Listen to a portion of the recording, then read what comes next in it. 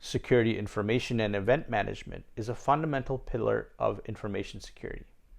As you start operationalizing and deploying workloads to a cloud environment, it is critical that there is insight into activity and events related to cloud accounts or applications.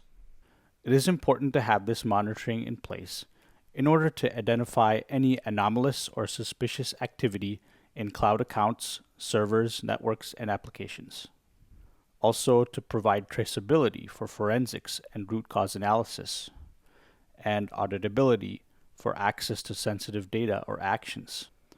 Let's look at some of the event sources available in AWS and methods to monitor these sources. Let's start with CloudTrail. CloudTrail is the source of activity logging within an AWS account. Any API activity, console usage, cross-account access, etc. will be recorded in CloudTrail. CloudTrail will log all activity and allow you to search these logs for 90 days. However, it is highly recommended to set up CloudTrail logs in all accounts and all regions to be written to S3 buckets, preferably to a central S3 bucket in a dedicated security account. These logs can then be examined later or ingested by a log analysis or a SIM tool such as Elasticsearch, Splunk, or Sumo Logic. CloudTrail is by far the most valuable tool to monitor and audit activity in your AWS account. CloudTrail provides many capabilities for saving and sending log events to other sources.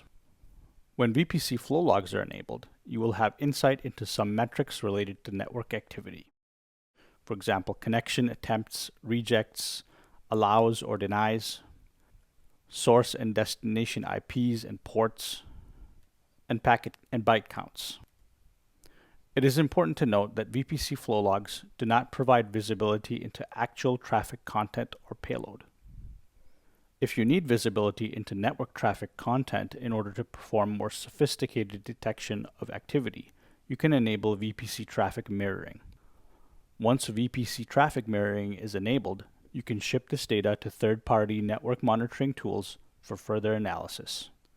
Any changes to an S3 buckets configuration will be logged as API calls by CloudTrail. But what about reading and writing data?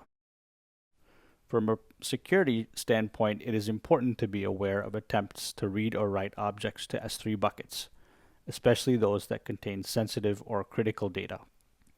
Object-level logging is optional and can be enabled either through CloudTrail or the S3 buckets settings. All calls to read or write data can then be recorded through CloudTrail. S3 also provides an option to log calls to access objects stored in S3 directly to a log file, which resembles a web server access log. The benefit to using CloudTrail is that these read or write actions can be integrated and monitored using the same methods that would be used to monitor the CloudTrail feed. AWS config logs record all state changes for any resources that are being monitored by AWS config.